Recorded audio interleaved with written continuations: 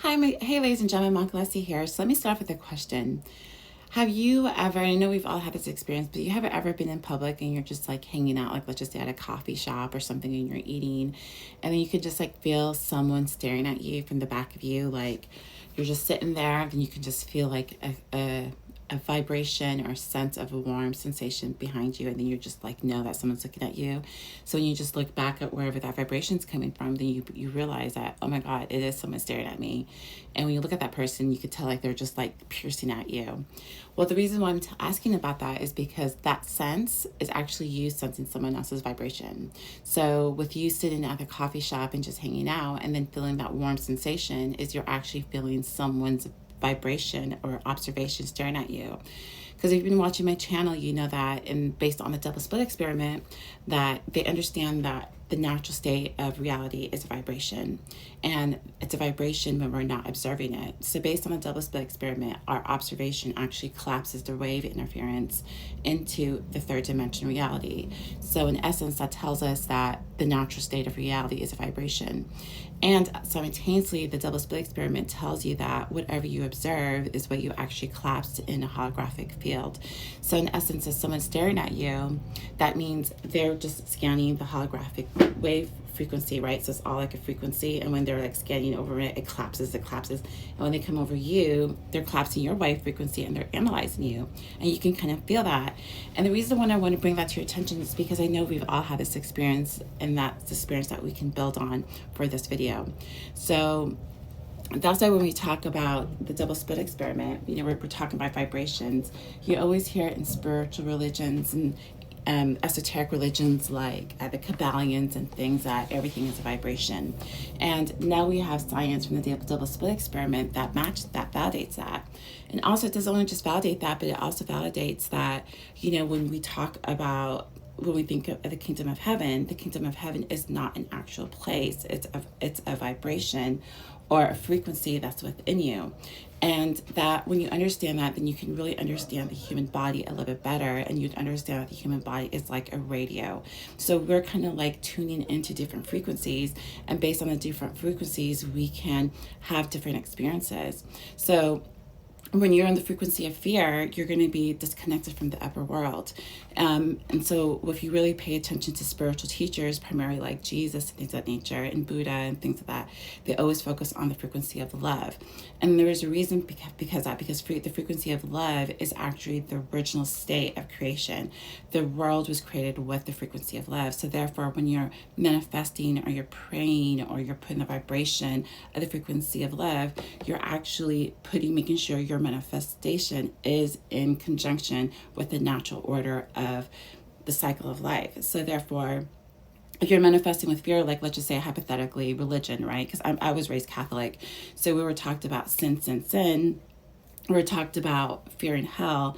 Well, when you understand esoteric, you realize that, it would make sense more that the third dimension is more part of the descension of the lower frequencies, because if love is the highest frequency, then fear would be lower than love. So therefore, love would be associated with the original state, which would then be a higher frequency, which we connect more with heaven. Therefore, lower frequencies like fear, love, separation would get a little bit more darker. And it would make sense because if you think of it, you would understand that, we're like a fractal. So the at the top is when we're all connected to one point, but as we separate from God, we kind of fraction out, so we get out into a pyramid and we spread. So really, that's why when you hear spirituality, they always talk about trying to get into your original center, because then you want to go up, because the frequency of the vibration of the original creation is love. So here there's different vibrations. A double split experiment validates that we basically live in a vibrational field, but it collapses into a third dimension through observation. And then I said that here we also match people's energy.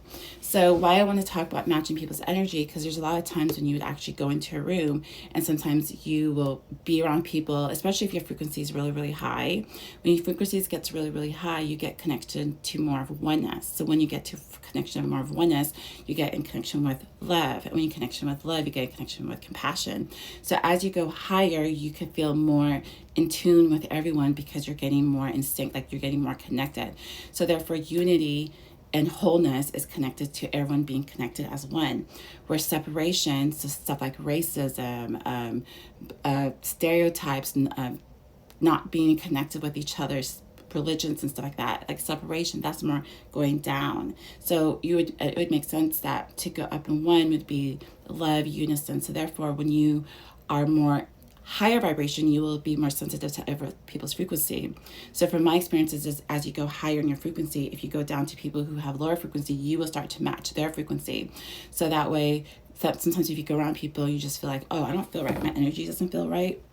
Really what's happening is you're going from your frequency, whatever that is, like a radio frequency, and you're tuning into someone else's frequency, you would have to match their frequency just because it's the environment. And when you match people's frequency, if you're not tuned to that frequency, you would notice that your frequency feels drained or you feel exhausted because you're lowering your frequency. And there's nothing wrong with it. It's just making sure that you're aware of it. So therefore, if you lower your frequency, you might get more irritated. So you would notice that sometimes if you get around certain people, you would match your frequency. So therefore you would kind of like get irritated or angry. It's because you're matching that frequency. It's not because of you, it's because of the frequency. So that's why we have to pay attention to frequencies. And there's actually something called the collective brainwave entrapment. And that's basically the collective brainwave entrapment is basically the scientific term of saying like when we get around certain people, we can match their frequency. So that's why when you have beings who are of higher stature, they prefer to be in isolation or they prefer not to be in the public because it really can affect their decision making and their vibration, especially when you work so high to keep your vibration high. It's you don't really want to go backwards, you want to keep going up, right? So there's that. And then there's also something called the distributed neurons network, which is basically, they said in science that they believe that memory, right? Because if everything is basic vibration, they also said that memory could be recalled on a holographic field. And that holographic field, they call it as the collective brain, is called the distributed neurons network, which is pattern recall. And this is associated with the holographic brain theory and the catacomb map neural networks. So there I have it all here. So there are some scientific terms that you can research that basically validate this about how vibration, and we match people's vibration based on the collective brain network entrapment, and then how we can, we have distributed neurons networks. Also, there's also a catacomb of map neurons connections that they say there's basically this, memory is not necessarily like in your brain, it's basically a vibration, and based on those vibrations we can tap into it. And that would make sense why the Akashic records is something that of a frequency that when you tap into, it's just like it feels like you're just remembering. So that's why when you're manifesting, when you get to a certain level and you realize that you have to manifest with reverence and love, because when you manifest with reverence, you're manifesting with the natural intelligence. And when your reverence is more like you're manifesting with respect and love.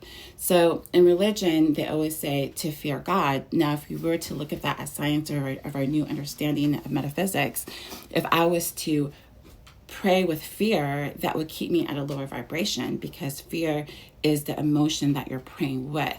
So I say the best way from my experiences and from my best result from my experiences and tapping into the kenosis is to pray with reverence and to pray with love. And because the reverence is the natural cosmic law, and love is actually the original frequency of creation. So when you're co-creating, what you really want to do is you want to co-create with reverence and love. Because what happens is when you're praying, you're actually manifesting. So from my understanding, it's like we are initially born. So when they say the Father, Son, the Holy Spirit, you want to get centered in your center. We're more associated with the feminine mind. So that's when they say Father, Son, Holy Spirit. The Holy Spirit's the body. So we're more associated with the feminine mind, or the subconscious of the mind. So when we're praying from the feminine aspect, which is the most powerful aspect. In Malakut, we're in the lower world because we have to manifest on the lower world. But when we invoke the upper world with reverence and love, reverence is making sure that we are in accordance with cosmic law. And then love is the natural state of creation. So when you always pray, pray with reverence and love, because those are the two vibrations that will make you in sync with the higher frequency.